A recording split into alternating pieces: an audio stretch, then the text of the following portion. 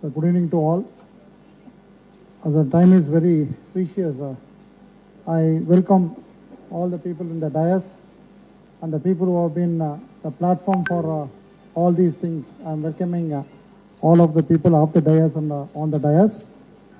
This function is a book release which has been wrote by our President Sri Rajiv Gowda ji. It was Real State of Economy, Where is the Growth?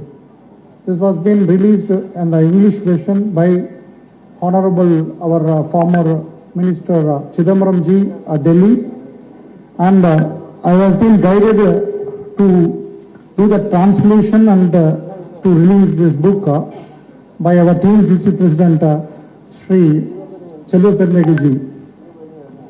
So when I wrote this, we are trying to write this book in the Tamil version. I tried a lot of peoples. But what has happened is they are not having the content. The Tamil translators are becoming very hard and they are not actually going for the in-depth of the things. So finally, I find out myself who are the professors who have been in the list.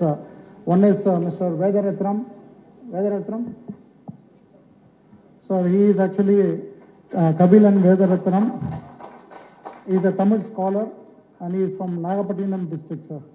And then Mr. V. Sudhakar and Yuvaraj and as well as Shanmugam.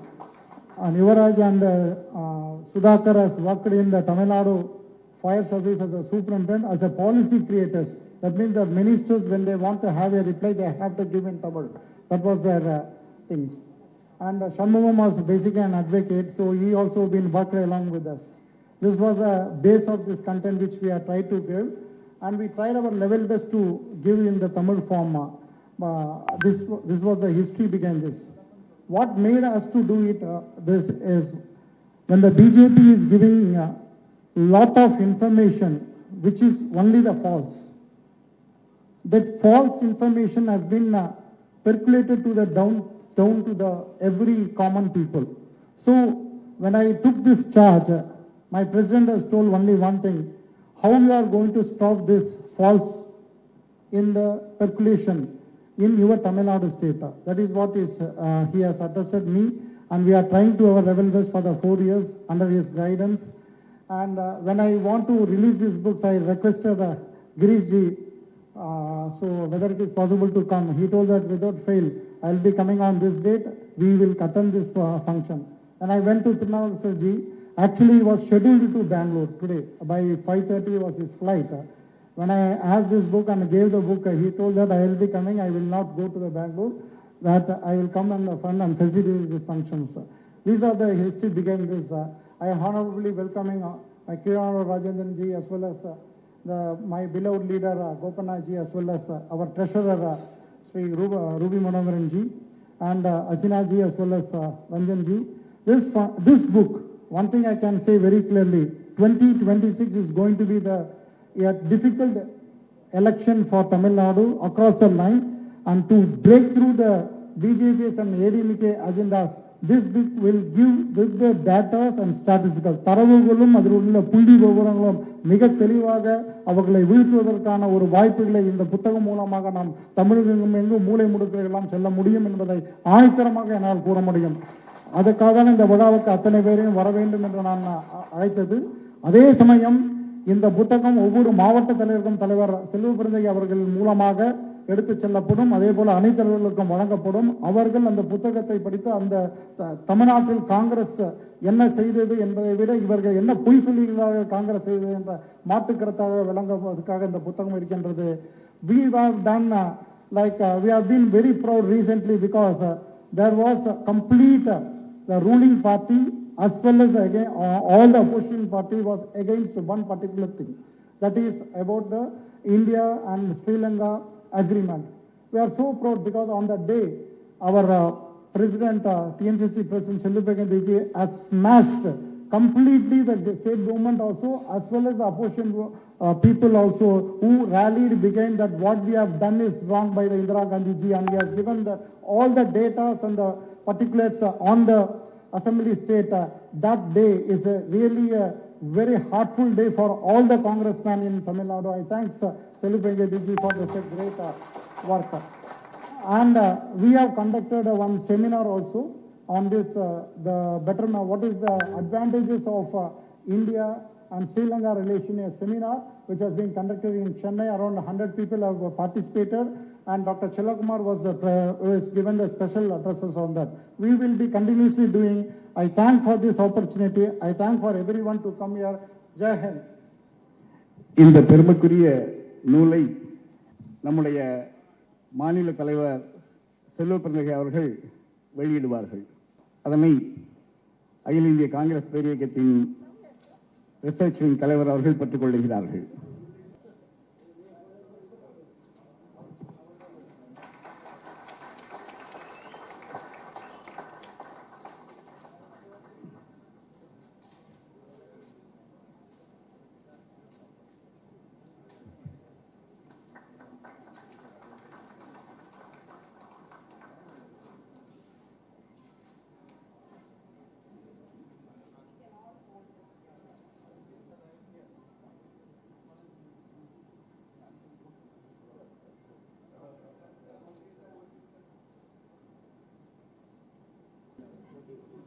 AICC in charge of Tamil Nadu, my close friend Thiru Girish Shodankarji, our PCC president Thiru Selvaperanthagai MLA, our former PCC president Thirunakasar ji, our research department chairman Sri Dr. Manikavasagam, my senior friend Sri Gopanna, our Mahila Congress, Mahila Congress friend Hasina Syed ji, and Sri Ram Mohan, Sri Rajit did not come, okay, Priyadarshan, and all my friends from Tamil Nadu. Thank you so much for coming together today. See, the story behind this is in 2017, a few years ago, we had come up with a report called The Real State of the Economy. And we released that report 2 days before the budget.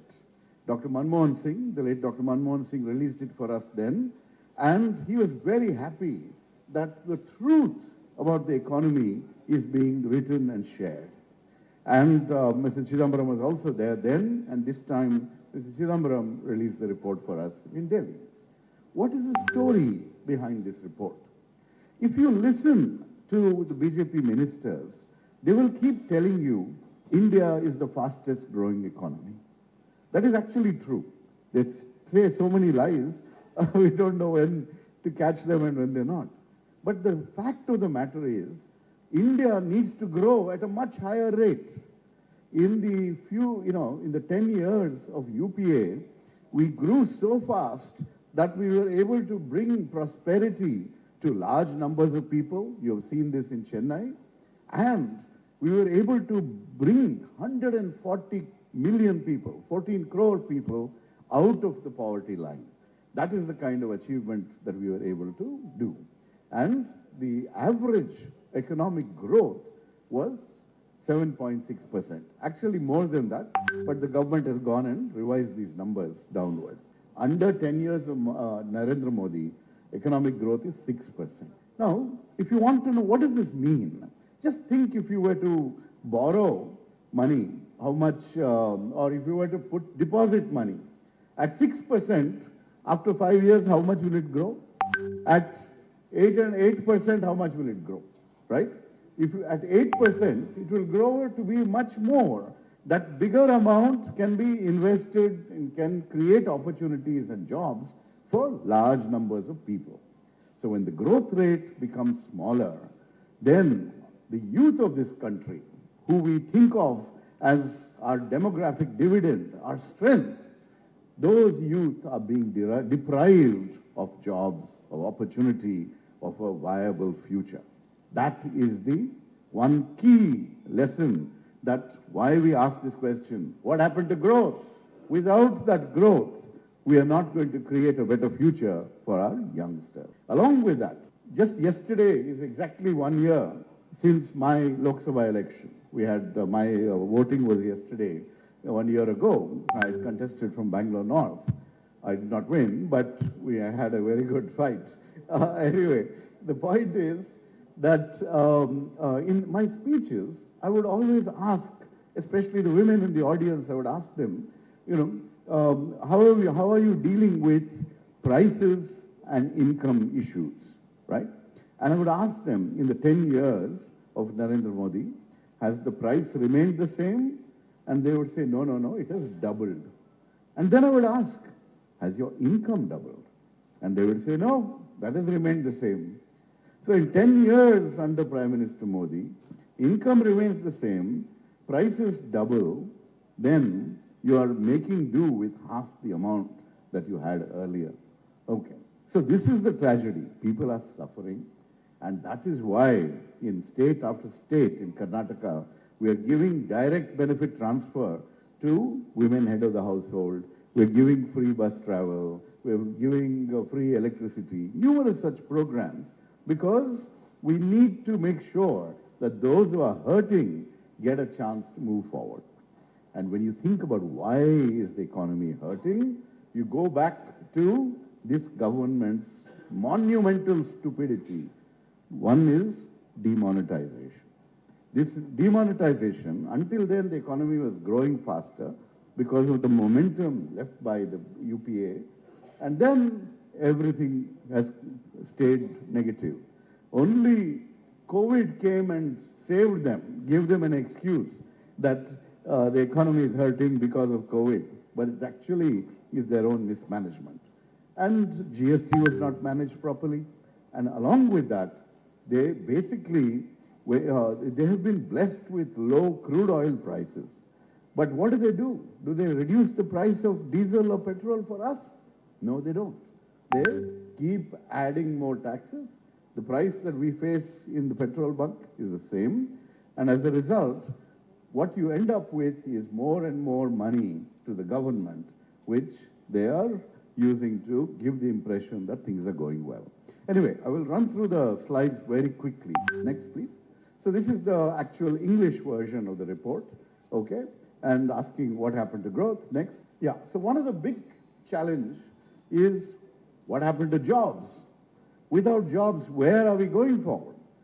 2014, if you remember that election, Modi said, I will give everyone who needs a job a job. 2 crore people a year, he promised a job. Instead, we have had what is called job loss growth. And now, if you read the newspapers with artificial intelligence and things coming, there will be even more losses. What is the government strategy to deal with all this?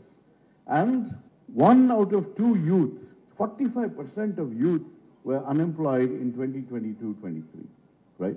Is this the future we want for them? And graduates, 29% unemployment rate. And factories, manufacturing is a big thing in Tamil Nadu, in Chennai, right?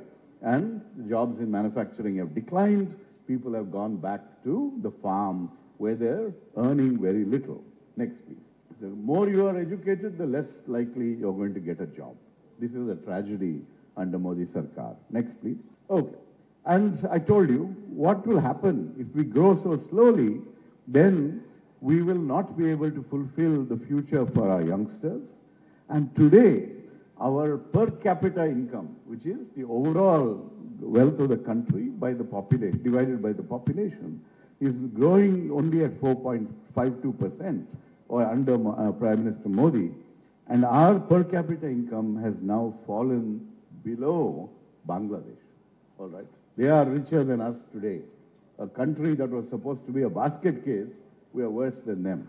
And 1/3, every third Indian is living on less than 100 rupees per day, and income inequality is worse in India today than under British rule. All right? And the inequality, the top 1%, the Ambanis and the Adanis, they control over 40% of the country's wealth. So this is what is going on, the true state of the economy under Prime Minister Modi. Next, please. Yeah.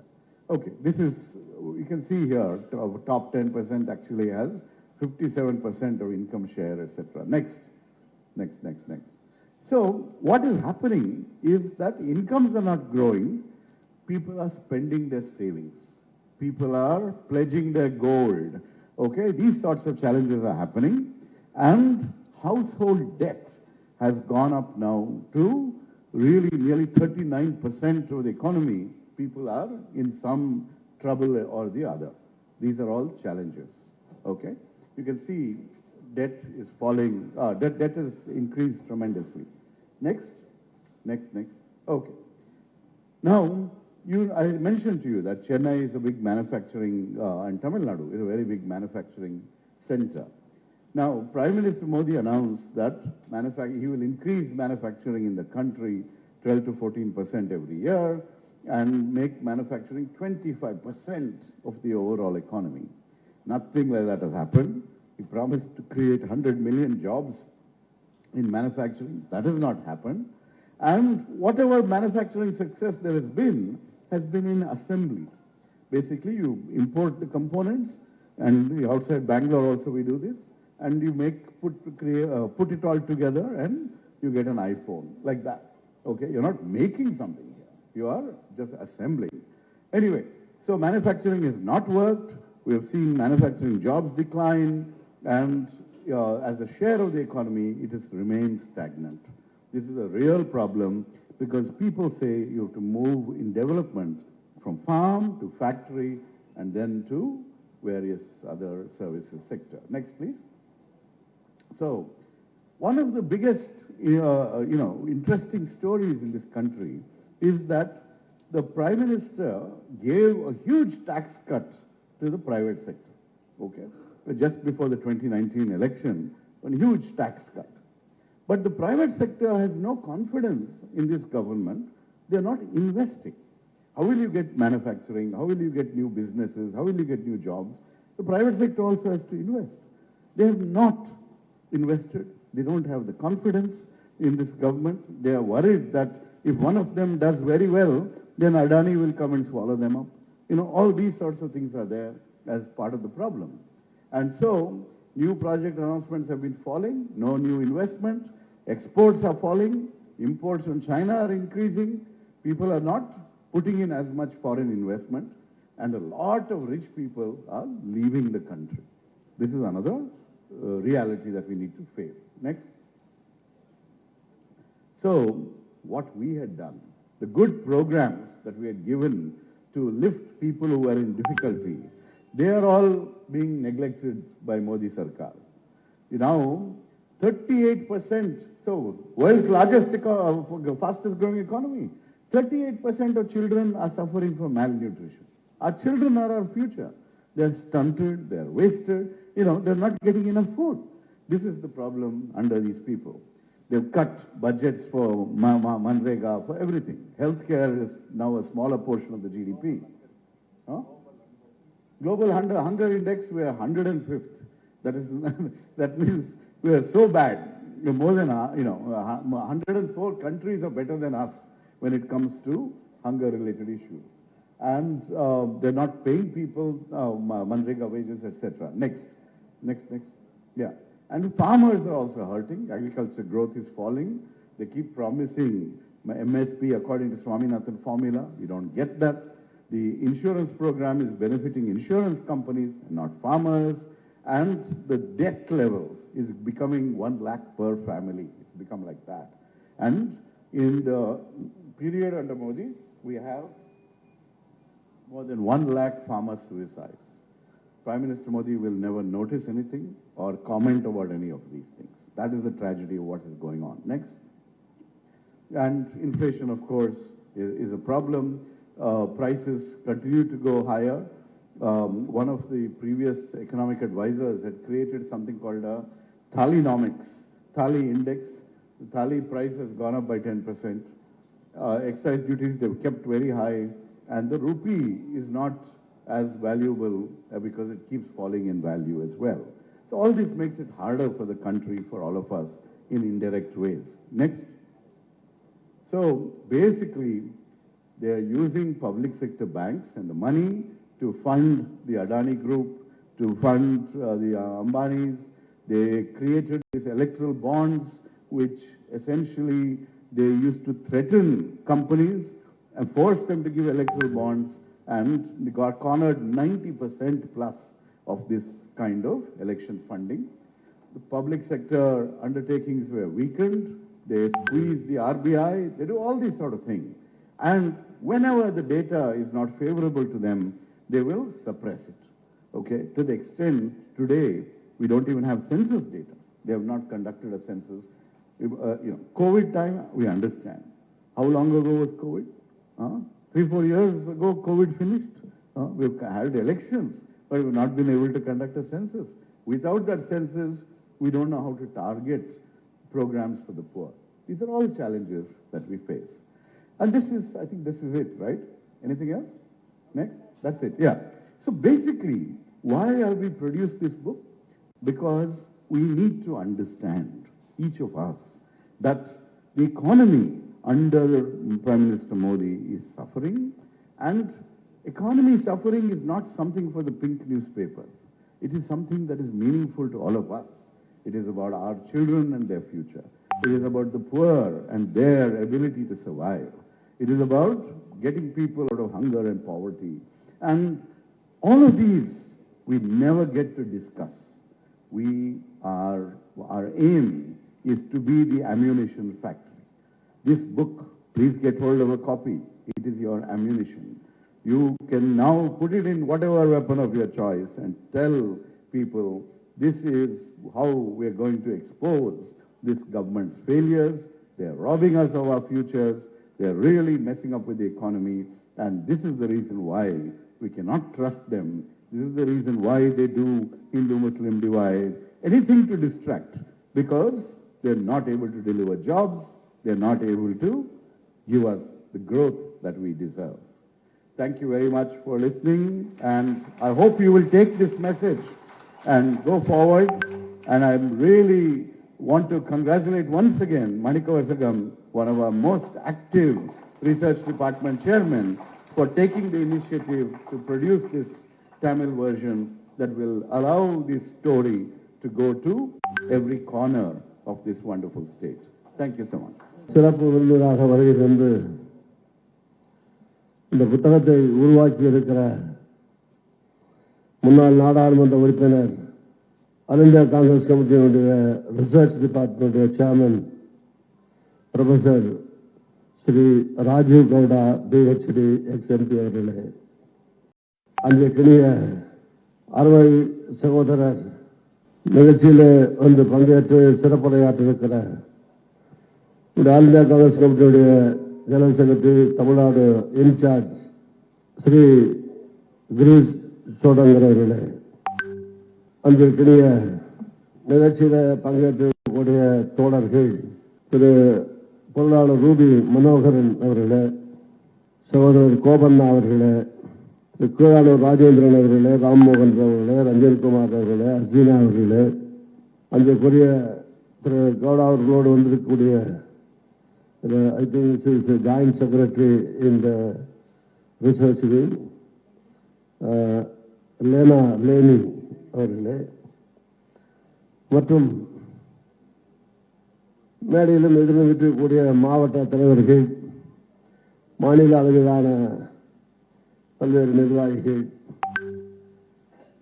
வந்திருக்கக்கூடிய காங்கிரஸ் இயக்கத்துடைய மூத்த தோழர்கள், சகோதர சகோதரிகள் அனைவருக்கும் என்னுடைய வணக்கத்தை தெரிவித்துக் கொள்கிறேன். உள்ளபடியே இது ஒரு சிறப்பான மகிழ்ச்சியான நிகழ்ச்சி. First of all I appreciate and congratulate sir, your state chairman Mr. Manika Vasagam for doing a wonderful job. Your book is got translated in Tamil. It's a wonderful book. It has come very nicely with a good translation, without any translation mistakes also. Very correctly it has been done. So I read the book, entire book, and marked everywhere in every page what are important points you have told. And this translation also, your writing was translated in a good spirit. without any mistake. So I appreciate the team with Manika Vasagam who has done this job, wonderful job, like that, the gentleman sitting there and others who are all associated with that. I think they deserve mentioning of the names also. So Tamilakam Sridhakara, Kabilan Vedarathinam, Sudhakar and Yuvaraj, Shanmugam, all these people are assisted in translating the book. And Padipakam Sridhakara, again Dr. Manika Vasagam. So he has done it in a good way by the research wing of Tamil Nadu team.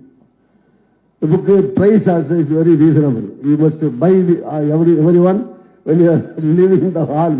You have to buy that book. And I request the author of the book, Mr. Rajiv Gowda, so please translate this book in all regional languages throughout India, not only in Tamil. The message would go to the nook and corner of the country, not only in Tamil Nadu. It's good it's translated in Tamil. And again, the direction can be given by the High Command Congress to all the state presidents to make a translation in the regional languages of every state of the country so that the message will reach nook and corner of this country everywhere, because it has so much value, so much important points. Already, like a professor, you have explained everything as a teacher. One by one, what are the main points in the book you have already written, and I don't want to repeat it. Even then, one or two things I want to say, because I should show that I have read the book also. Not only for that, these are the important points in the book you have written. See, speaking is easy. Making a speech is easy. Anything you can speak. People will hear it and forget it. After all, maximum they can remember it 1 or 2 days. Even if you make some mistake when you are delivering a speech, after some time they will forget it. Or it will be a talking point for a few hours or few days only. But writing a book is very, very, very difficult. All cannot write a book. You may be knowing a lot of things. You may be a scholar. You may be having so much PhDs. See, one day, a few days back, I attended a function. That man, they released a book there also. It's a Tamil book. He has studied only up to 9th standard. The man who has studied only 9th standard has written 15 books on various subjects, So I was surprised, I was wondered. So like that capacity is totally different. For example, Kalaignar. Kalaignar has not got PhD, but he has more than PhD. He has studied only up to SSLC. But no scholar in the Tamil Nadu history or in Tamil literature history has bypassed him in making his books and all. So he's a scholar, really. So like that, there are so many people to mention. I think you are also one other thing. Not only this book, I request you to write many books on this. So, இப்போ நம்ம இந்தியாவில் வந்து BJP வந்த பிறகு, what are the failures has happened in the BJP government in the last 10 years? What we have achieved during our regime? What BJP has promised before coming to power? And what are the promises not kept up? What are the failures of the BJP government, Modi government or Mr. Modi? Starting from 2 crores job every year and everything for agriculture, whatever sector is there, starting from children to old age people, starting from gents to ladies, all folks, from rural India to urban India, from south to north. So like that you can, state-wise, language-wise, like that you can make lot of criticism against this government. Of course, these are all the things that they have promised already and failed also. அவர் சொன்ன மாதிரி 1% of the richest people in this country, they are enjoying the wealth of 40% of the Indian wealth. 40% இந்தியாவில் கூட மொத்த சொத்தில், மொத்த அசெட்ஸ்ல, வெல்த்ல only 1% of the population is enjoying. 40% சொத்தை enjoy பண்றாங்க. 1% எவ்வளவு வரும்? 140 கோடியில 1 லட்சம் பேர் வருமா, 14,000 பேர் வருமா தெரியாது. 1% of the total population of 140 crores are enjoying the 40% of the wealth of this nation. And 1/3 of the population of this country are earning only 100 rupees per day. And 80% of the population is enjoying only 200 rupees per day. Only 6%. As I told you, 40% of the wealth is enjoyed by 1% of our total population. With all details he has explained in this book. So ஐக்கிய முற்போக்கு கூட்டணி ஆட்சியின் கீழ் GDP 25.2 ஆக இருந்தது ஏற்றுமதியில், இப்போது only 20%. So ஏற்றுமதி export has come down from 25% to 20%. Comparatively, when you compare our Congress government and this BJP government. And அந்நிய நேரடி முதலீடுகள் FDI, foreign direct investment,